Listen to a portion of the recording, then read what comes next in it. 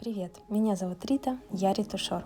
Я работаю ретушером уже несколько лет, и за это время, знаете, вот когда клиенты тебя ограничивают каким-то техническим заданием, когда у тебя есть строгие рамки, за это время я совсем забыла, что когда-то умела рисовать, и делала это даже на заказ, рисовала портреты на заказ, в том числе и шаржи. Даже скажу больше, что моей мечтой было рисовать мультики. Причем мечта эта не детская была, а в довольно осознанном возрасте. Ну вот, что-то мне хотелось какие-то мультяшные образы создавать. И довольно интересный факт обо мне. Я купила графический планшет, точнее мне его подарили не когда я становилась ретушером, была начинающим, а вот именно на моменте, когда я пробовала вот эти вот, собственно, мультики рисовать на компьютере в фотошопе. Вот, а потом уже я пришла к ретуши. И вот если раньше я рисовала с нуля на пустом слое, с помощью кистей что-то создавала, то сейчас уже поработав какое-то время ретушером, я поняла, что а почему бы мне не сделать что-то из фотографии. Тем более, когда я уже владею навыками, так скажем, то создать персонажа из фотографии — это довольно интересная задумка, нежели рисовать с нуля, как это делают художники.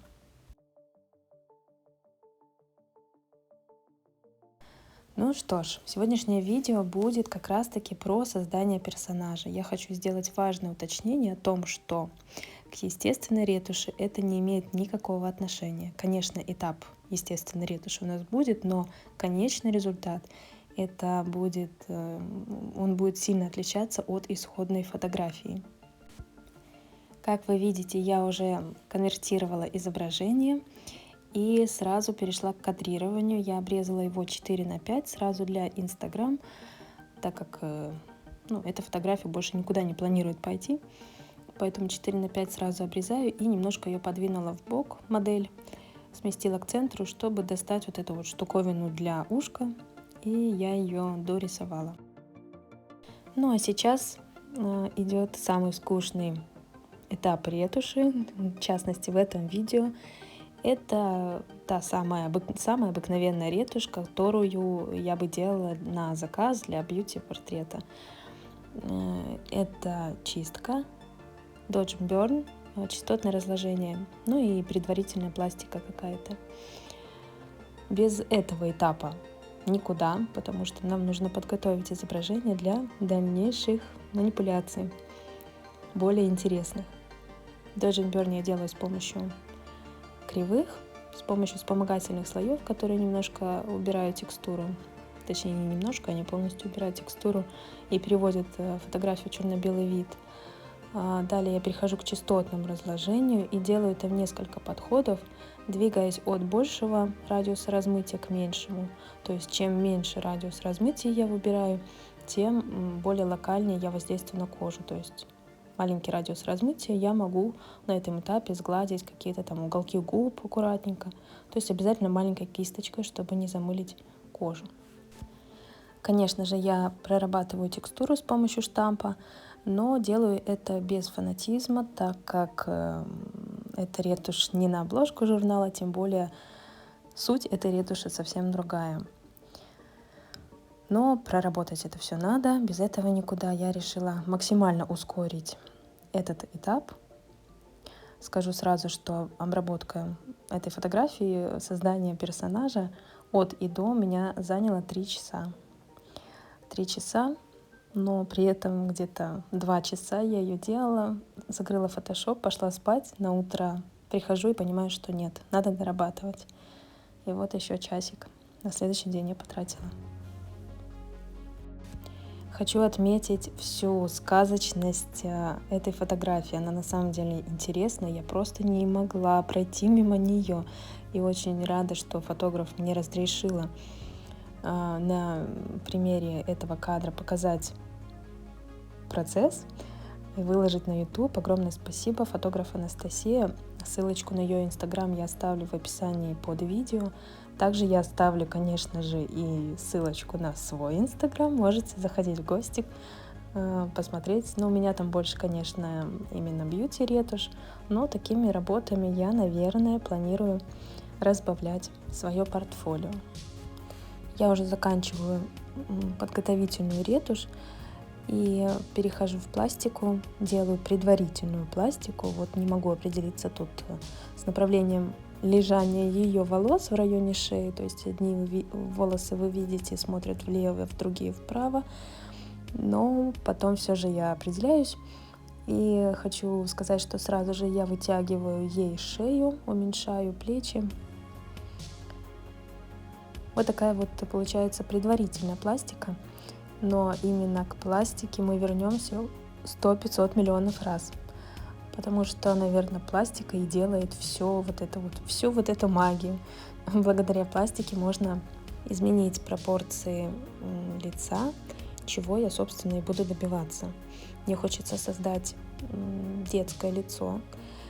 В принципе, наверное, мультяшный персонаж не бывает со взрослым лицом. Речь идет о пропорциях, конечно же. Если мы посмотрим на ребенка, то мы заметим, что у него лоб — это практически половина всего лица. То есть большой лоб, маленький нос, пухлые губки, большие глаза, но при этом маленькое туловище, тоненькая шея. Вот таких пропорций я буду добиваться с помощью пластики.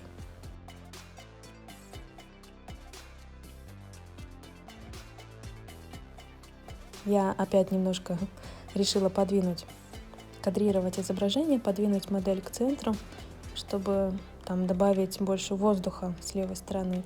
И также это делаю на фоновом изображении, чтобы, смотря до-после, нас не отвлекала эта белая полоса.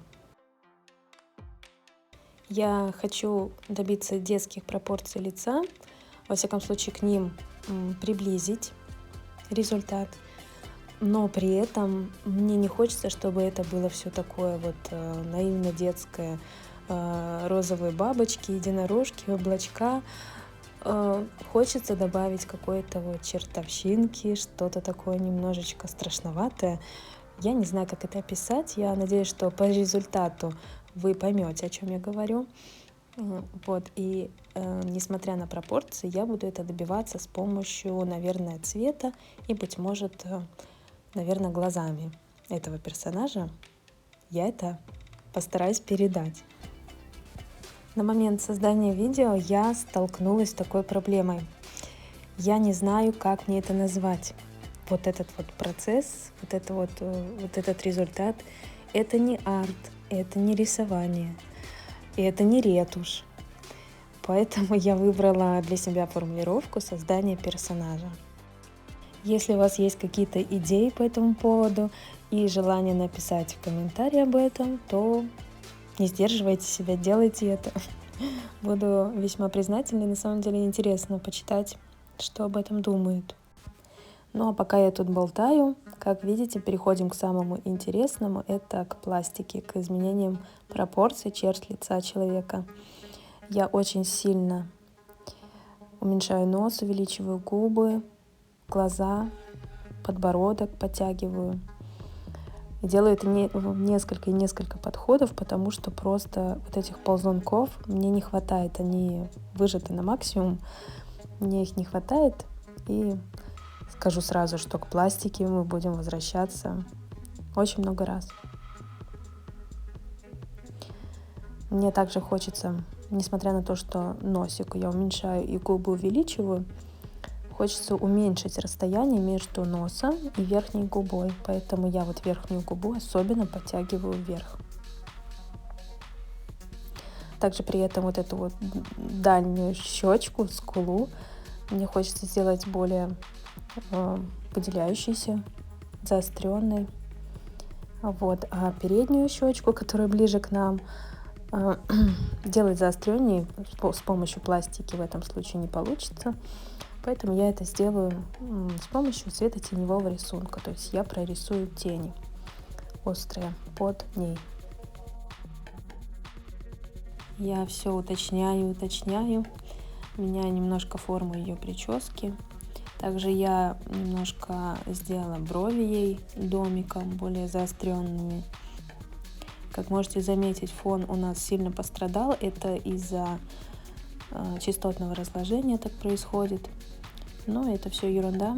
Я все равно буду фон чистить, разглаживать, менять немножко оттенок. Сейчас я опять возвращаюсь к Dodge & Burn немного.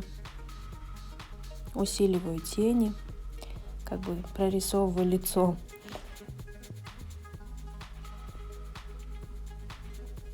Как видите, я по возможности сливаю все слои, я их не коплю. Вот честно, не люблю это дело. Если, конечно, это какой-то, в моей работе ретушером, это заказ, и я понимаю, что, возможно, будут правки, то я по максимуму сохраняю все слои. Но конкретно вот эта работа, это работа для меня, для души. Мне никаких правок от клиента не будет. Я уверена в своих силах, поэтому я максимально сливаю слои. Единственное, что слои с цветокоррекцией я никогда не сливаю, в том числе в своей работе. Я их просто группирую, корректирующие слои, но не сливаю. Вот я снова возвращаюсь к пластике, усиливаю пропорции. Конечно, здесь лоб — это не половина лица, как было задумано, но повторюсь, что мне не хочется сделать это прям максимально детским результатом. Хочется просто к этому двигаться в эту сторону.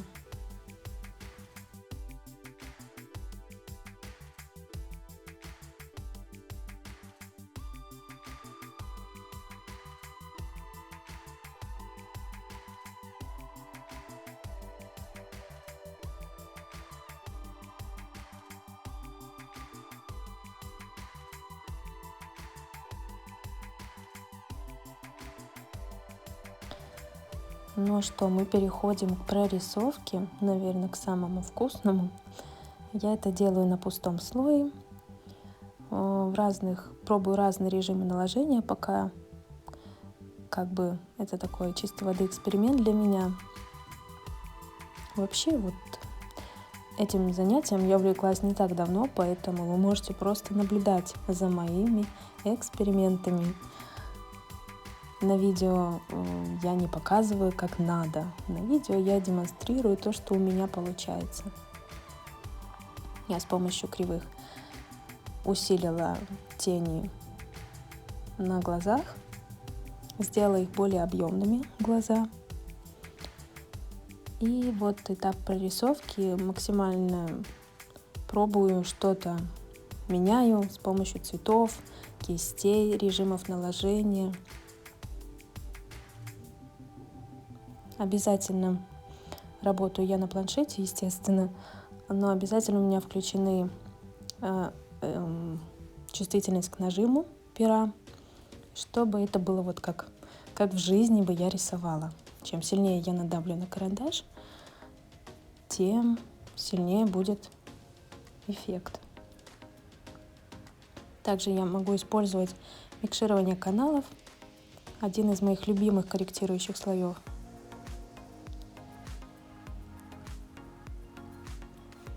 Мне вот захотелось ей нарисовать на слизистой какой-то тонкий намек на слезу, чтобы глаза стали более мокрыми. Я вот нарисовала блики. А сейчас продолжаю прорисовку уже на радужке глаза. Добавляю туда оттенков, делаю одновременно и мутным его, и в то же время контрастным. Я не знаю, как это может существовать вместе, но вот как-то так. Добавляю красного, розового, такого маджентового в ее глаза. Потом я еще сделаю белки глаз более красными. Мне вот хочется глаза ее сделать немножко такие пугающие, может быть. Именно белки глаз хочется сделать грязными, мутными, красными. Такой одновременный эффект того, что она вот только что поплакала, и в то же время вот все такие красные, слизистые, немножко выглядят пугающе, мне кажется.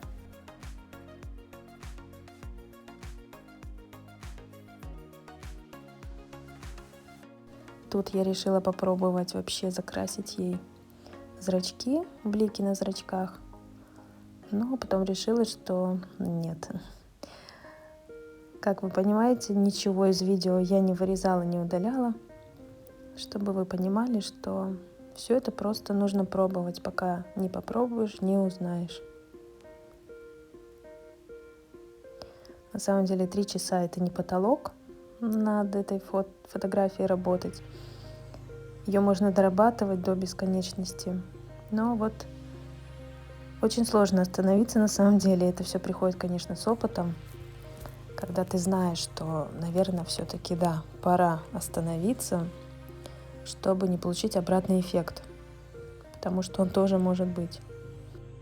Сейчас я беру пустой слой в режиме Color, цветность, и подбираю оттенок и прорисовываю носик, щечки, подбородок, лоб. Делаю их более красными, такими. Особенно носик мне хочется сделать более таким звенящим. Теперь я понимаю, что слишком большие ноздри для этих пропорций. Я их уменьшаю. Также вижу, что стразики поехали. И немножко уменьшаю блик. Блик немножко двигаю, делаю носик более таким курносым. Теперь я меняю оттенок красного. Опять же, вот красный носик такой признак детства, что ли, мне кажется. Хотя, быть может, алкоголизма, конечно. Но все-таки, мне кажется, он добавляет такой наивности образу.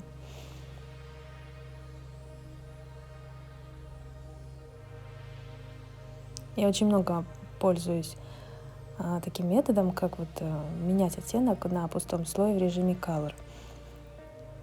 Мне это делать намного проще, нежели с помощью корректирующих слоев. Но и корректирующими слоями я тоже пользуюсь. Очень много.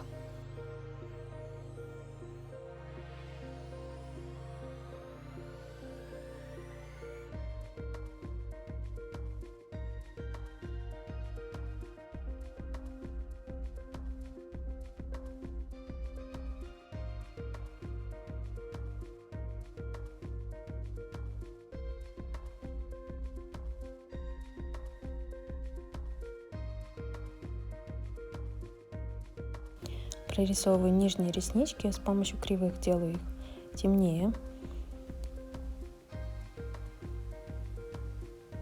Как, знаете, в образе шляпника из Алисы в «Стране чудес». Нижние реснички такие ярко выраженные. Вот.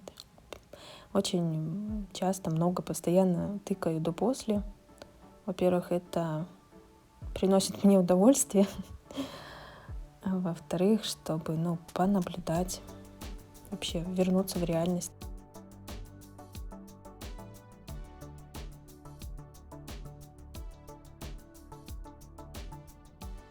Я штампом переношу блик глаза с одного на другой, делаю их одинаковыми, и так как этот глаз расположен ближе к нам, то, соответственно, я этот блик делаю больше.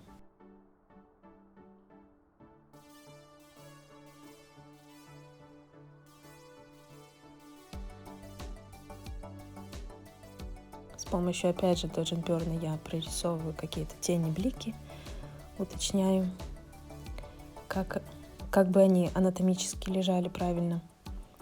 Но теперь уже я пробую кисточки какие-то в своем арсенале, хотя их не очень много у меня пока, но я, наверное, планирую заняться этим делом и подобрать для себя поискать кисточки.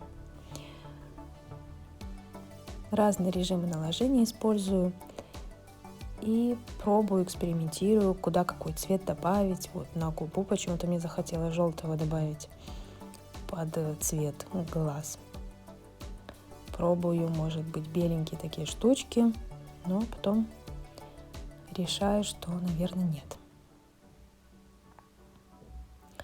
Также хочу заметить, что любое мое рисование кисточкой, допустим, сейчас я что-то нарисовала, я это все дело размываю по гауссу немного, чтобы эффект был более естественный. Сейчас я вот решаю усилить блики на ее губах, сделать их более выразительными.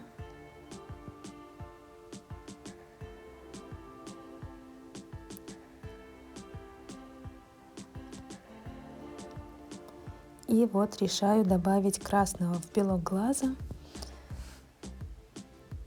еще больше и больше.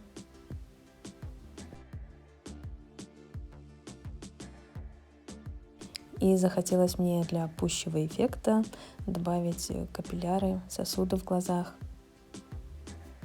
прорисовать их. Подбираю подходящий режим наложения и по масочке стираю лишнее. Затемняю, осветляю глаза, то есть делаю их более объемными, добавляю тени под ресничками. Пробую опять же какие-то эксперименты ставлю.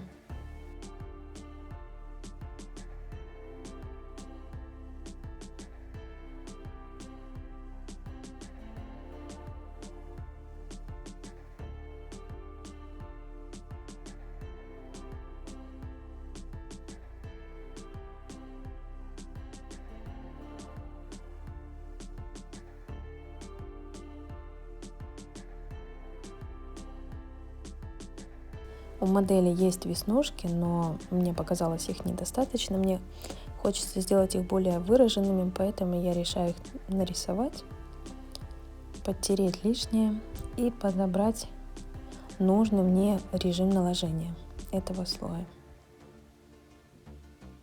Обязательно размываю по гауссу немного.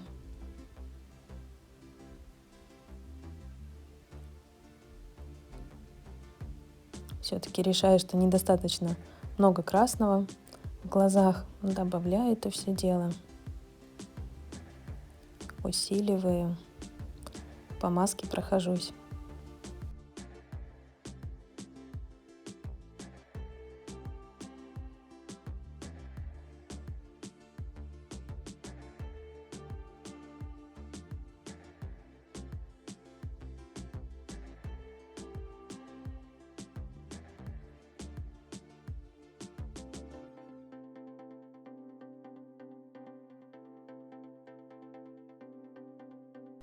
Также акцент на фотографии, конечно же, на вот эту штуковину для ушка. Уж не знаю, как она правильно называется, наверняка как-то называется. Вот, и я решила сделать ее, подчеркнуть, сделать тоже акцентной вещью на моей работе, на моем образе персонажа.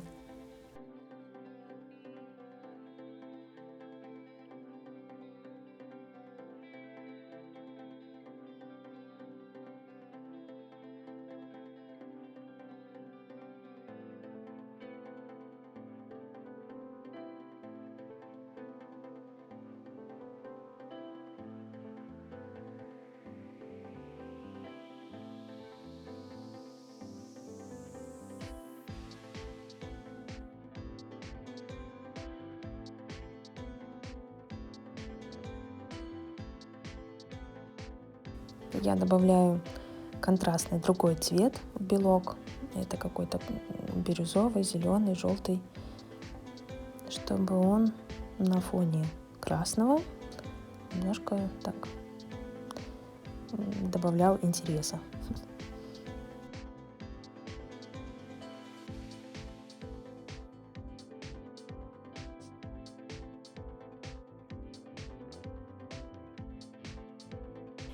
Ну что, я потихоньку перехожу к цветокоррекции. Делаю это с помощью корректирующих слоев, самых разных, самых обычных. Очень часто снижаю непрозрачность этих корректирующих слоев и подбираю какой-то цвет. Все дело вкуса, не бывает каких-то стандартов. Дело вкуса, желания.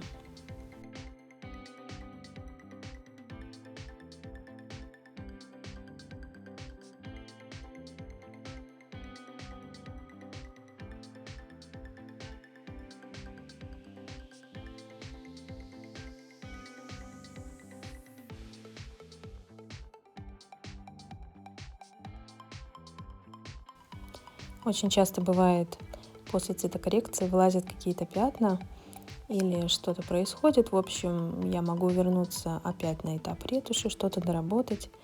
И вот сейчас я понимаю, что мне хочется добавить бирюзы в фон, что я, собственно, и сделала.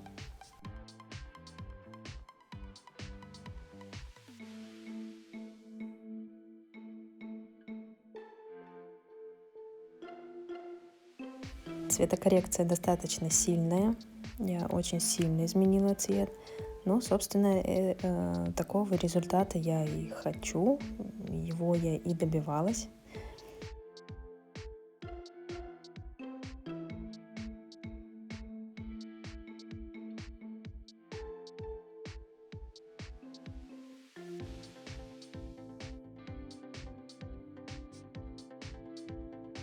Я решаю перекрасить ей брови под тон картинки, сделать их более такими розовыми, фиолетовыми. Мучаюсь в выборе, делать это, не делать, но все-таки решаю делать. Также беру осветляющую кривую и прорисовываю типа такие волосинки. Подправляю в пластике опять. Никогда не поздно вернуться в пластику, я вам скажу. Пробую менять тон губ, что-то мне не нравится.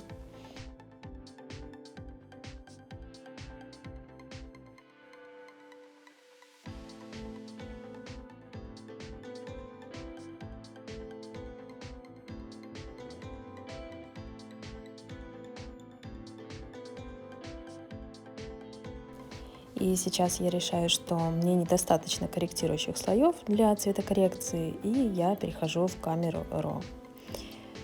И пытаюсь тут накрутить что-то более сильно.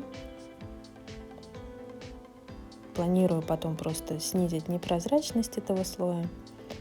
Пробую, подбираю оттенки. Вот что выходит. Уже более интересен результат. Я понизила непрозрачность и слила слои.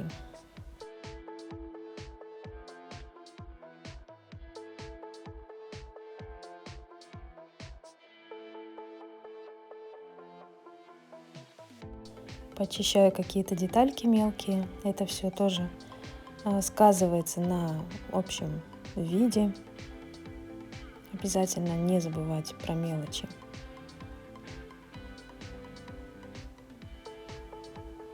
И вот где-то примерно на этом месте я закрыла Photoshop, посчитала, что образ готов.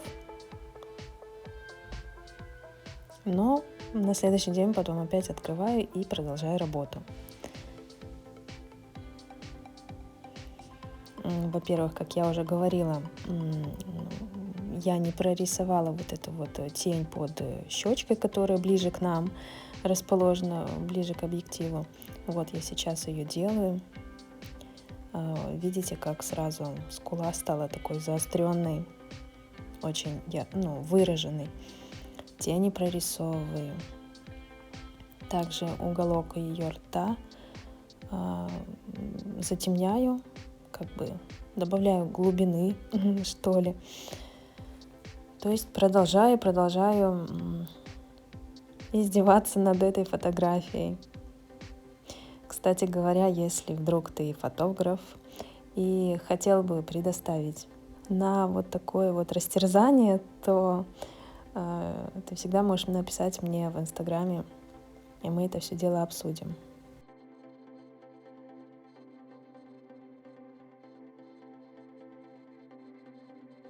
Я решаю, что недостаточно детализировано вот эти вот кончики.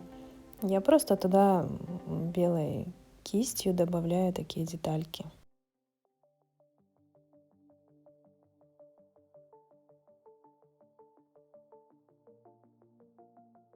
Выравниваю это все дело, чтобы результат был более таким завершенным, все мелочи проработаны. Тут понимаю, что волосы слишком провалились в тень, и я их осветляю с помощью кривой.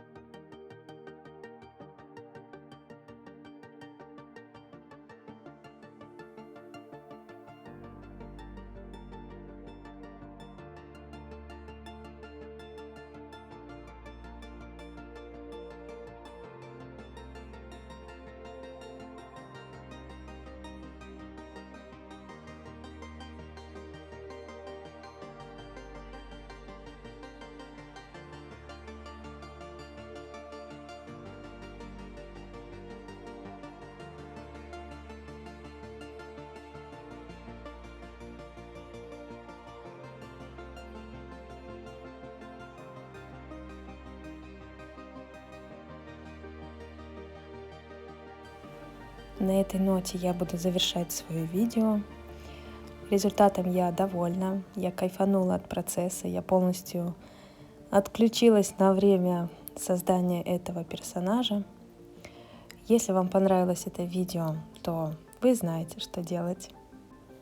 Я благодарю каждого за просмотр и желаю всем нам творческих успехов. Пока.